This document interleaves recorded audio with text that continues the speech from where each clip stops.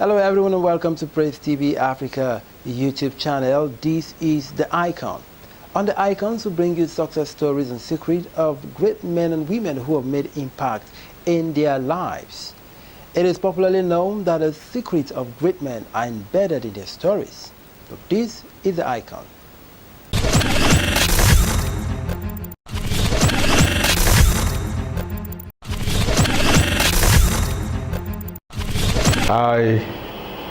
I'm 52 years old now. I was born in Ajiboye in Kogi State to the family of presiding elder Ephraim S. Ajiboye and Dickness Mary I. Ajiboye. I was born at a very important time of the year in my village. In my village, on the 20th of every June, New Year Yam is celebrated. But I was born a day before the celebration, and old people often make jest of me that I came to eat yam. Growing up wasn't that easy. I was born into the family of a farmer, and a peasant farmer at that, and also do I say a trader. My mom was involved in trading, but not in large scale. I have 6 younger ones and an elder sister. I went to primary school in my village, and like I said, it wasn't easy because I was not having silver spoon in my mouth.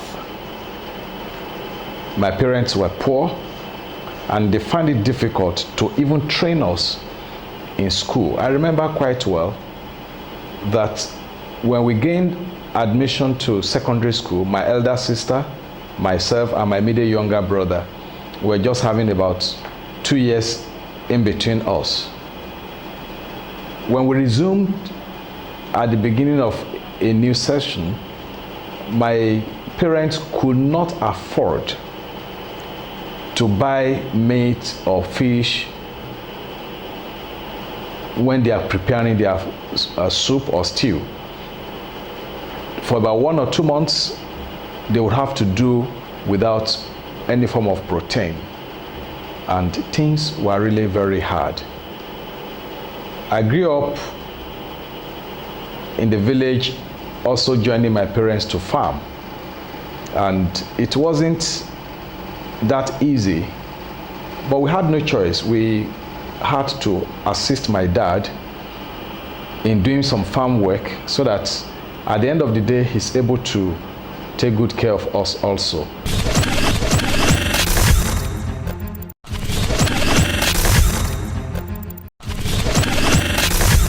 A lot of challenges.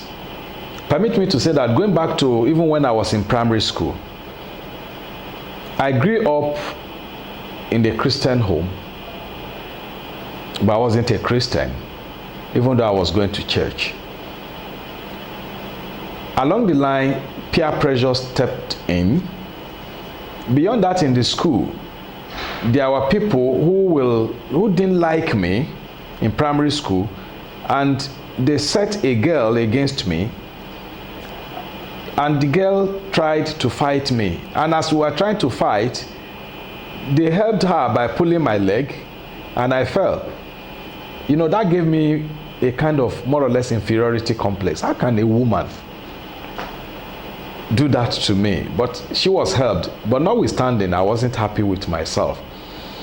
Then I had challenges with funding of my education, all through, I must say, from primary even to my doctoral level. It wasn't easy getting the funding because of the salary I earned, and then when I was young in the village, my parents were not finding it easy. I grew up in the home of a father and mother that were very, very disciplined, and they were disciplinarian to the core.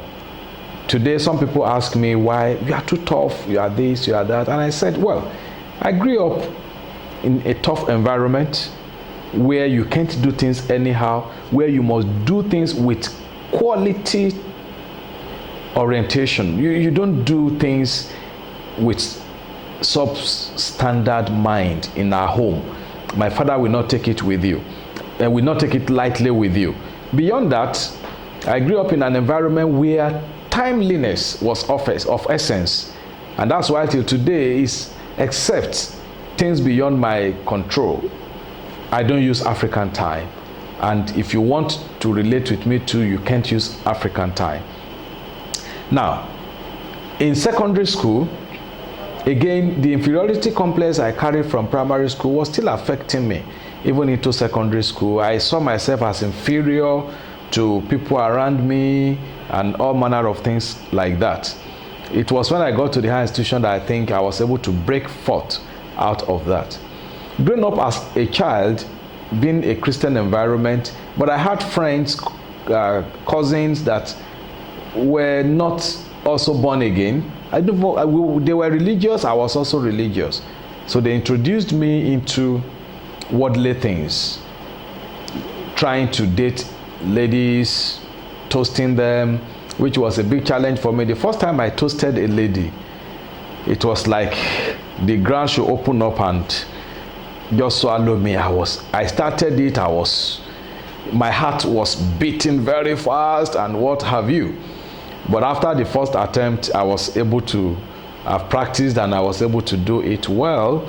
But along the line, it was overwhelming me because I started toasting girls here and there, to the point that in my village then, I had 7 girlfriends. In fact, 2 of them are from the same parents. And it was just God that helped me, that I was able to manage myself, because of course, let me also say that girlfriends in those days wasn't like now. I had girlfriends, but I didn't have any immoral relationship with them. I had them, of course, apart from we touched one another, but I was able to keep myself for all those years, even though I had them as girlfriends and all manner of things. But those things also almost affected my education until I gave my life to Christ in 1994, November. But normally I quote 18th August 1995 as the year I gave my life to Christ. But that was the year and the day I received the Holy Spirit, and my life has never been the same. God has helped me greatly. I think another challenge I had was the problem of marriage. When I was ripe for marriage, I found it difficult to get the right person. Not because ladies were not coming my way. Ladies were coming my way. In fact, I remember 2 actually toasted me. 2 of them went to my pastors in Katsina, when I was in Katsina, and when I got to Lagos, and they told my pastors that they received me. But for me as a child of God, I said, well, I should also receive them, not that they will impose themselves on me. And all through, I didn't hear anything from God about them. Eventually, when I received my wife, 1994, I proposed to her, I think December 1994, and she did not give me a response for 8 months. And after 8 months, the parents, all the while too, they said no for almost 2.5 years before they allowed me to marry my wife. And to God be the glory, we started again and we had our challenges with funding. Like I said, I started with Bible Society in 1995 with 3,200 naira per month. And I got married in 1998. It was not even easy for me to take good care of myself, not to talk of taking care of a family. Of course, I had a steady job that was giving me my salaries, but it wasn't enough to maintain myself. I remember as PA to the General Secretary CEO of Bible Society of Nigeria back then, sometimes I wake up in the morning to soak gari with 2 naira sugar, no lunch. And when I get back in the evening, I will also still take the same gari. I will only add 2 naira groundnut to the 2 naira sugar to make a difference. But if you see me, you wouldn't know anyway, because I was contented with the little I had. So when I got married in 1998, to feed my wife was difficult, and I remember they made jest of her that they told you not to marry this poor man. Now you have married him, you could not dress well, you could not eat good food.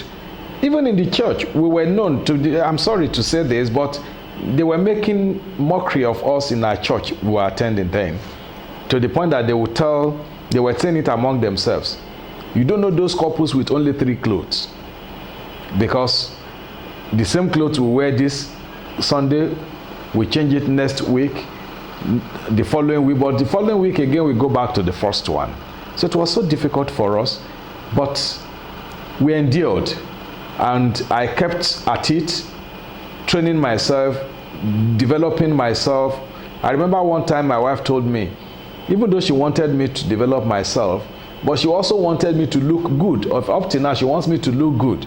Even when she does not have the right clothes, she wants me to wear the best of clothes. And she was also the one who would push me to go to school. So one day she told me and said, look at, even the driver that brought you home is looking better than you.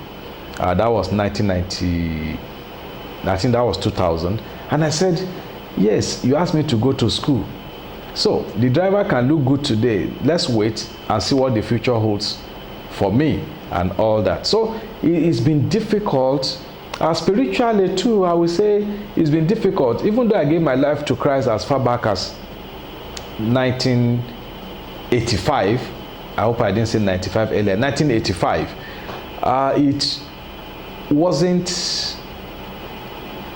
it has not been an easy route. The devil had come at different times to pull me down. The devil had used so many things, women, but it has been God on my side. There were times I would have almost fallen into sin totally head on. But I guess, or I believe, the Holy Spirit in me has always been my helper. That at times like that, when I'm supposed to fall, when I was supposed to fall into sin, there's this awareness in me that you cannot commit sin, and God will always find a way of taking me out. I must confess, I wouldn't know what women saw in me in those days, that they were toasting me themselves. Sisters, even unbelievers, even though I was not very loose in terms of relating with women after I gave my life to Christ, but I still discovered that there was this challenge of, this one wants to marry me. Even though they knew I was married, you still see them toasting me. I remember one day I received an email from a lady who was toasting me, and I was wondering, who is this lady? And she now used an email address that I knew to say I'm the one. I was wondering, beautiful girl, young girl. I had to call her. Look, young girl, you are beautiful and you are young. Don't you know I'm married? She said, yes. Then why will you be doing this to me? I mean, if I'm not a child of God, what would I have done with you now? And then yet I won't marry you. So why don't you just keep yourself for the person who will marry you? I said, well, it's a choice. I said, well, I've chosen not to do it. So I've gone through a lot in life, spiritual attacks. I was attacked December, I think first week of December 2012. And from that date till I was announced the General Secretary, April 2013, I was in that sickness. Nobody knew in my office except my predecessor. I was struggling. In fact, at a point I was almost gone, but God delivered me. So it has not been an easy thing at all, but God has been faithful.